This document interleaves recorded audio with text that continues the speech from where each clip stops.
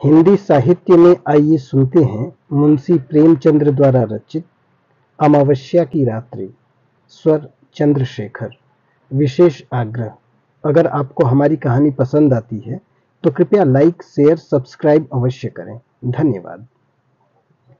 दिवाली की संध्या थी। श्रीनगर के घूरों और खंडहरों के भी भाग्य चमक उठे थे। कस्बे के लड़के और लड़कियां श्वेत थालियों में दीपक लिए मंदिर की ओर जा रहे थे।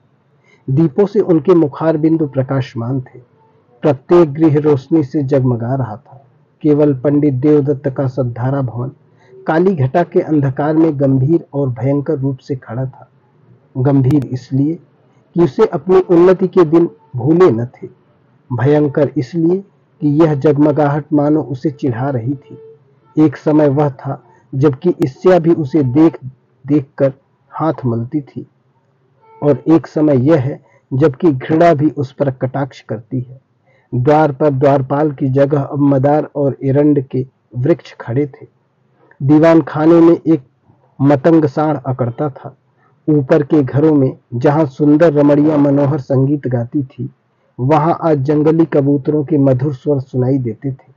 किसी अंग्रेजी मदरसे के विद्यार्थी के आचरण की भांति उनकी जड़ें हिल गई थी और उनकी दीवारें किसी विधवा स्त्री के हृदय की भांति विदीर्ण हो रही थी। पर समय को हम कुछ कह नहीं सकते। समय की निंदा व्यर्थ और भूल है। यह मूर्खता और अदूरदर्शिता का फल था। अमावस्या की रात्रि थी। प्रकाश से पराजित होकर मानो अंधकार ने उसी विशाल भवन में शरण ली थी। पंडित देवदत्त अपने अर्ध अंधकार वाले कमरे में मौन परंतु चिंता में निमग्न थे। आज 1 महीने से उनकी पत्नी गिरिजा की जिंदगी को निर्दय काल ने खिलवाड़ बना लिया है। पंडित जी दरिद्रता और दुख को भुगतने के लिए तैयार थे। भाग्य का भरोसा उन्हें धैर्य बांधता था, किंतु यह नई विपत्ति सहन शक्ति से बाहर थी। बेचारे दिन के दिन गिरिजा के सिरहाने बैठे हुए उसके मुरझाए हुए मुख को देखकर कुढ़ते और रोते थे। गिरिजा जब अपने जीवन से निराश होकर रोती तो वह उसे समझाते, गिरिजा रो मत, शीघ्र ही अच्छी हो जाओगी। पंडित देवदत्त के पूर्वजों का कारोबार बहुत विस्तृत था। वे लेन देन किया करते थे।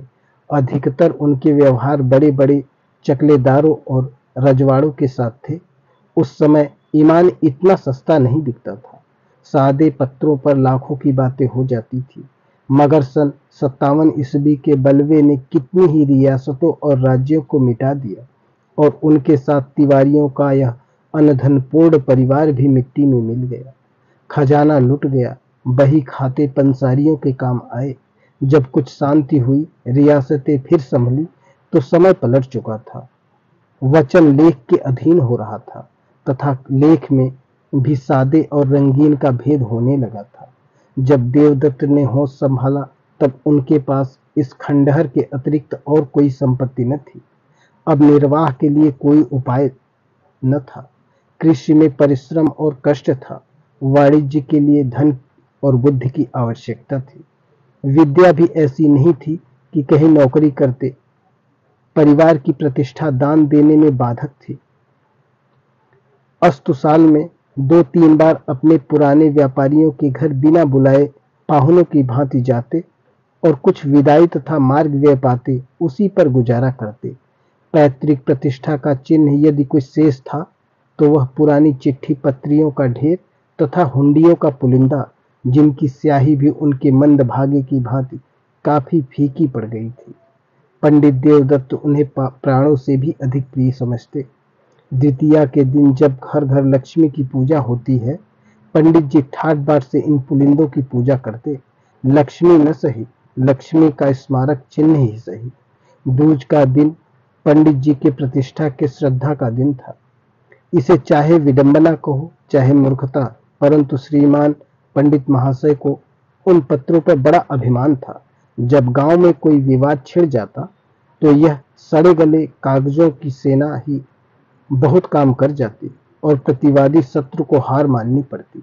यदि 70 पीढ़ियों से शस्त्र की सूरत न देखने पर भी लोग क्षत्रिय होने का अभिमान करते हैं, तो पंडित देवदत्त का उन लाखों पर अभिमान करना अनुचित नहीं कहा जा सकता, जिसमें 70 लाख रुपयों की रकम छपी हुई थी। वही अमावस्या की रात्रि थी, किंतु दीपमालिका अपनी अल्प जीवनी समाप्त कर चुकी थी। चारों ओर जुआरियों के लिए यह शकुन की रात थी, क्योंकि आज की हार साल भर की हार होती है। लक्ष्मी के आगमन की धूम थी, कौड़ियों पर असरफियां लूट रही थी, भट्टियों में शराब के बदले पानी बिक रहा था। पंडित देवदत्त के अतिरिक्त कस्बे में कोई ऐसा मनुष्य नहीं था जो कि दूसरों की कमाई समेटने की धुन में न हो। आज भोर से ही गिरजा की अवस्था शोचनीय थी। विषम ज्वर से उसे एक एक क्षण में मूर्छित कर रहा था। एकाएक उसने चौंक कर आंखें खोली और अत्यंत क्षीण स्वर में कहा, आज तो दिवाली है। देवदत्त ऐसा निराश हो रहा था कि गिरिजा को चैतन्य देख कर भी उसे आनंद नहीं हुआ। बोला, हाँ, आज दिवाली है। गिरिजा ने आंसू भरी दृष्टि से इधर उधर देखकर कहा, हमारे घर में क्या दीपक न जलेंगे? देवदत्त फूट फूट कर रोने लगा। गिरिजा ने फिर उसी स्वर में कहा, देखो, आज बरस भर के दिन भी घर अंधेरा रह गया, मुझे उठा दो, मैं भी अपने घर दिए जलाऊंगी। ये बातें देवदत्त के हृदय में चुभी जाती थी। मनुष्य की अंतिम घड़ी लालसाओं और भावनाओं में व्यतीत होती है। इस नगर में लाला शंकर दास अच्छे प्रसिद्ध वैद्य थे। अपने प्राण संजीवनी औषधालय में दवाओं के स्थान पर छापने का प्रेस रखे हुए थे। दवाइयां कम बनती थी, इश्तहार अधिक प्रकाशित होते थे। वे कहा करते थे कि बीमारी केवल रईसों का ढकोसला है और राजनीतिक अर्थशास्त्र के अनुसार इस विलास पदार्थ से जितना अधिक संभव हो टैक्स लेना चाहिए। यदि कोई निर्धन है तो हो, यदि कोई मरता है तो मरे, उसे क्या अधिकार है कि बीमार पड़े और मुफ्त में दवा कराए? भारतवर्ष की यह दशा अधिकतर मुफ्त दवा कराने से हुई है। इसने मनुष्यों को असावधान और बलहीन बना दिया है। देवदत्त महीने भर नित्य उनके निकट दवा लेने आता था, परंतु वैद्य जी कभी उसकी ओर इतना ध्यान नहीं देते थे कि वह अपनी शोचनीय दशा प्रकट कर सके। वैद्य जी के हृदय के कोमल भाग तक पहुंचने के लिए देवदत्त ने बहुत कुछ हाथ पैर चलाए।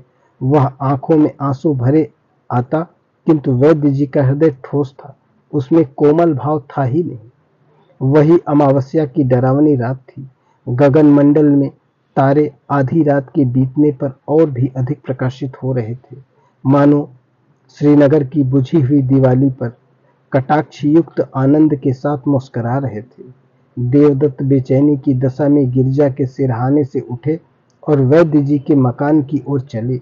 वे जानते थे कि लाला जी बिना फीस लिए कदापि नहीं आएंगे, किंतु हताश होने पर भी आशा पीछा नहीं छोड़ती। देवदत्त कदम आगे बढ़ाते चले जाते थे। हकीम जी उस समय अपने रामबाण बिंदु का विज्ञापन लिखने में व्यस्त थे।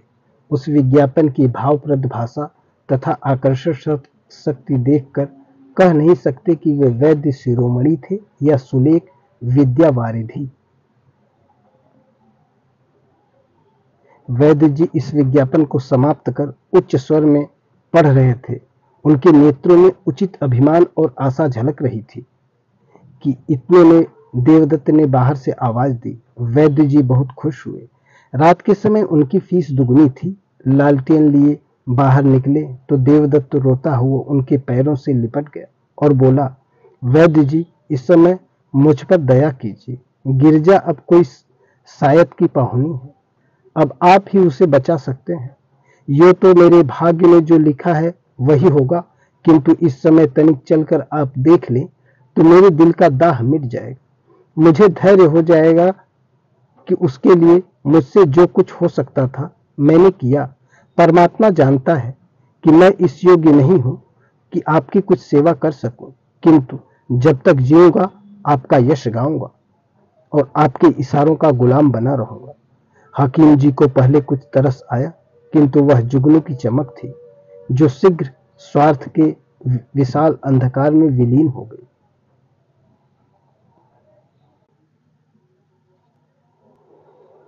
वही अमावस्या की रात्रि थी। वृक्षों पर सन्नाटा छा गया था। जीतने वाले अपने बच्चों को नींद से जगाकर इनाम देते थे। हारने वाली अपनी रुष्ट और क्रोधित स्त्रियों से क्षमा के लिए प्रार्थना कर रहे थे। इतने में घंटी के लगातार शब्द वायु में अंधकार को चीरते हुए कान में आने लगे। उनकी सुहावनी ध्वनि इस निस्तब्ध अवस्था में अत्यंत भली प्रतीत होती थी। यह शब्द समीप हो गए और अंत में पंडित देवदत्त के समीप आकर उस खंडहर में डूब गए। पंडित जी उस समय निराशा के अथाह समुद्र में गोते खा रहे थे। शोक में इस योग्य भी नहीं थे कि प्राणों से भी अधिक प्यारी गिरिजा का दवा दर्पण कर सके। क्या करें? इस निष्ठुर वैद्य को यहाँ कैसे लाए? जालिम, मैं सारी उम्र तेरी गुलामी करता, तेरे इश्तिहार छापता, तेरी दवाइयां कूटता। आज पंडित जी को यह ज्ञात हुआ कि 70 लाख की चिट्ठी पत्रियां इतनी कौड़ियों के मोल हो भी नहीं। पैतृक प्रतिष्ठा का अहंकार अब आंखों से दूर हो गया। उन्होंने उस मखमली थैले को संदूक से बाहर निकाला और उन चिट्ठी पत्रियों को, जो बाप दादों की कमाई का शेषांश थी और प्रतिष्ठा की भांति जिनकी रक्षा की जाती थी, एक एक करके दिया को अर्पण करने लगे। जिस तरह सुख और आनंद से पालित शरीर चिता की भेंट हो जाती है, उसी प्रकार वह कागजी पुतलियां भी उस प्रज्वलित दिया के धधकते हुए मुंह का ग्रास बनती थी। इतने में किसी ने बाहर से पंडित जी को पुकारा। उन्होंने चौंक कर सिर उठाया। वे नींद से अंधेरे में टटोलते हुए दरवाजे तक आए। देखा कि कई आदमी हाथ में मशाल लिए हुए खड़े हैं और एक हाथ पर अपने सूंड से उन एरंड के वृक्षों को उखाड़ रहा है जो द्वार पर द्वारपालों की भांति खड़े थे। हाथी पर एक सुंदर युवक बैठा है जिसके सर पर केसरिया रंग की रेशमी पाग है। माथे पर अर्धचंद्राकार चंदन भाले की तरह तनी हुई नोकदार मूछें, मुखार बिंद स्व प्रभाव और प्रकाश टपकता हुआ कोई सरदार मालूम पड़ता था।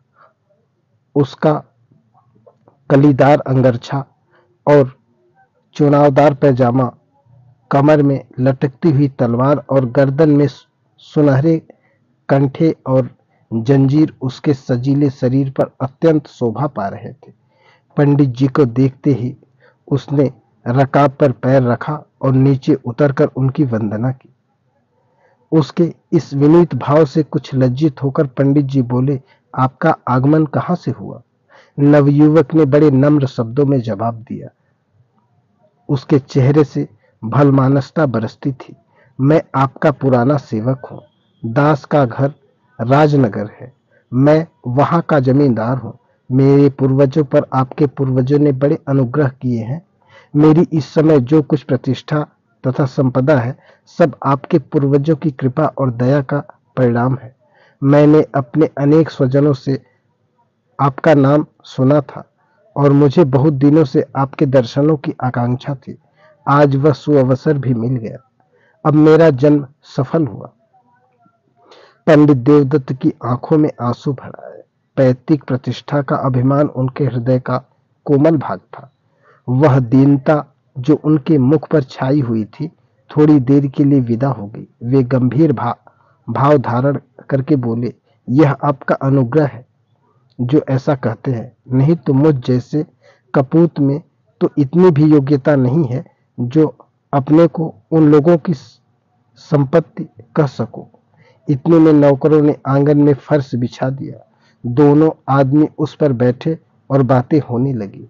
वे बातें जिनका प्रत्येक शब्द पंडित जी के मुख को इस तरह प्रफुल्लित कर रहा था जिस तरह प्रायः काल की वायु फूलों को खिला देती है।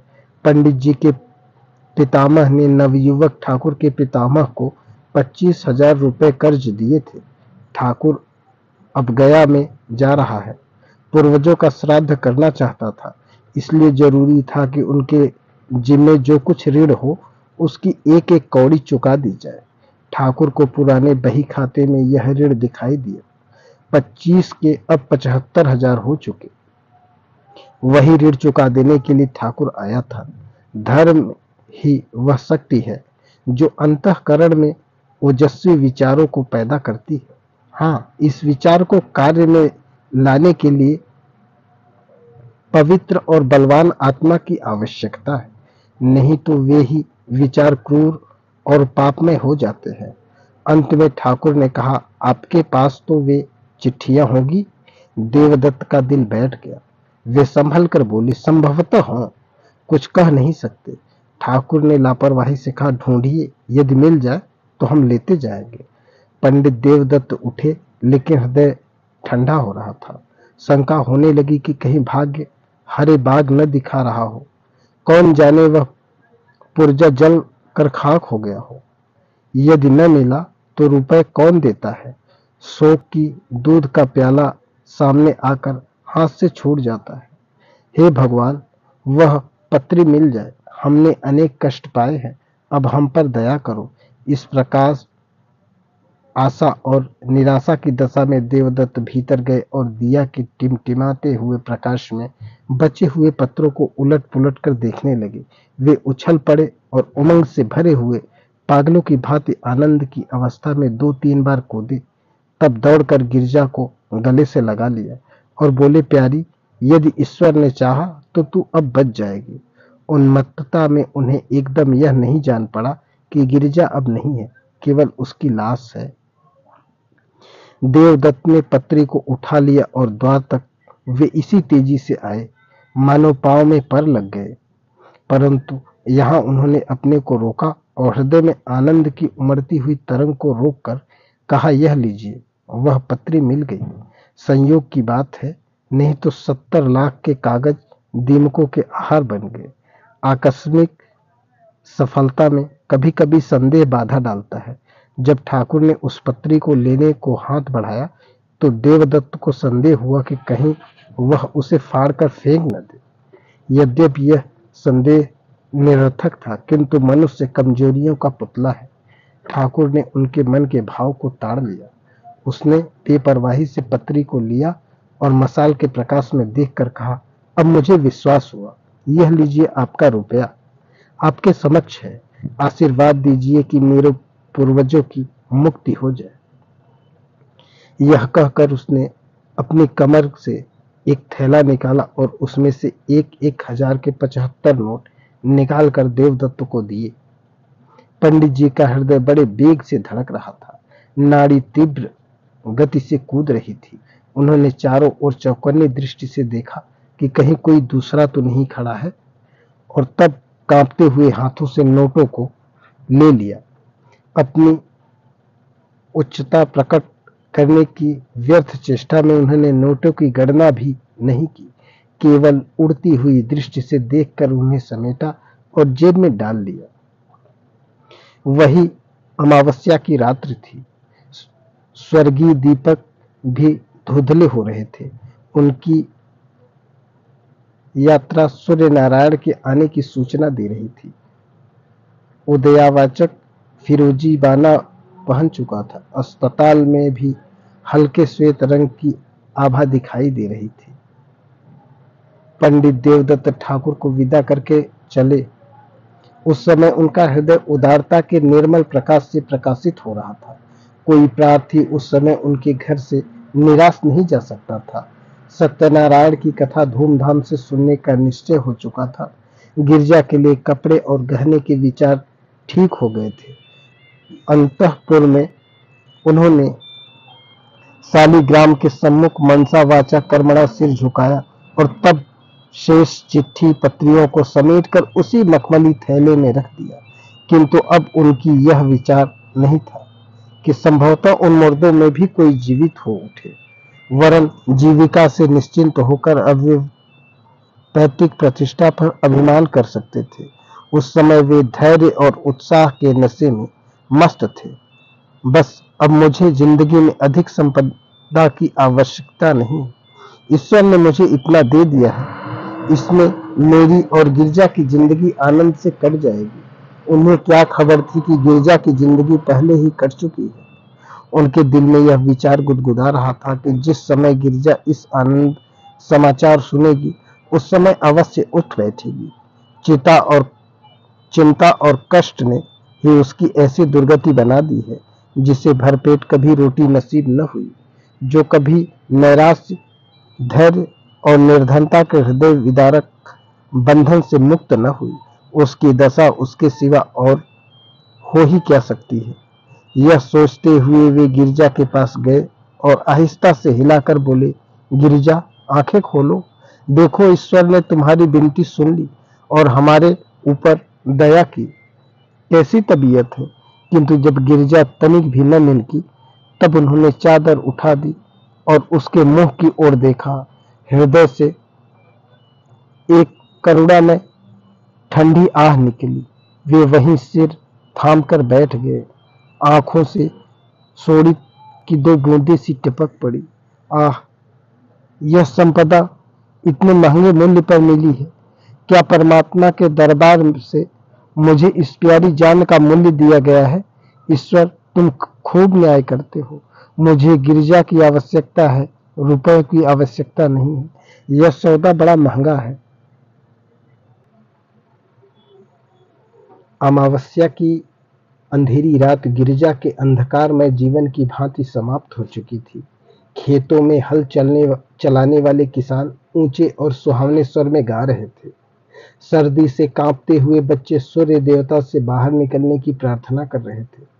पनघट पर गांव की अलवेली स्त्रियां जमा हो गई थी, पानी भरने के लिए नहीं, हंसने के लिए। कोई घड़े को कुएं में डाले हुए अपनी पोपली सास की नकल कर रही थी, कोई खंभों से चिमटी हुई अपनी सहेली से मुस्कुराकर प्रेम रहस्य की बातें करती थी। बूढ़ी स्त्रियां पोतों को गोद में लिए अपनी बहुओं को कोस रही थी कि घंटे भर हुए अब तक कुएं से नहीं लौटी, किंतु राज्यवैद्य लाला शंकर दास अभी तक मीठी नींद ले रहे थे। खांसते हुए बच्चे और कराहते हुए बूढ़े उनके औषधालय के द्वार पर जमा हो चले थे। इस भीड़ भक्कड़ में कुछ दूर पर दो तीन सुंदर युवक, मुरझाए हुए नवयुवक टहल रहे थे और वैद्य जी से एकांत में कुछ बातें करना चाहते थे। इतने में पंडित देवदत्त नंगे सिर, नंगे बदन, लाल आंखें, डरावनी सूरत, कागज का एक पुलिंदा लिए दौड़ते हुए आए और औषधालय के द्वार पर इतने जोर से हाथ लगाने लगे कि वैद्य जी चौंक पड़े और कहार को पुकार कर बोले कि दरवाजा खोल दे। कहार महात्मा बड़ी रात गए किसी बिरादरी की पंचायत से लौटे थे। उन्हें दीर्घ निद्रा का रोग था, जो वैद्य जी के लगातार भाषण और फटकार की औषधियों से भी कम न होता था। आप ऐठते हुए उठे और किवाड़ खोलकर हुक्का चीलम की चिंता में आग ढूंढने लगे। हकीम जी उठने की चेष्टा कर रहे थे कि सहसा देवदत्त उनके सम्मुख जाकर खड़े हो गए और नोटों का पुलिंदा उनके आगे पटक कर बोले, वैद्य जी, ये 75,000 के नोट हैं। यह आपका पुरस्कार और आपकी फीस है। आप चलकर गिरजा को देख लीजिए और ऐसा कुछ कीजिए कि वह केवल एक बार आंखें खोल दे। यह उनकी एक दृष्टि पर न्यौछावर है, केवल एक दृष्टि पर। आपको रुपए मनुष्य की जान से प्यारे हैं, वे आपके समक्ष हैं। मुझे गिरजा की एक चितवन इन रुपयों से कई गुनी प्यारी है। वैद्य जी ने लज्जा में सहानुभूति से देवदत्त की ओर देखा और केवल इतना कहा, मुझे अत्यंत शोक है। सदैव के लिए तुम्हारा अपराधी हूं, किंतु तुमने मुझे शिक्षा दे दी।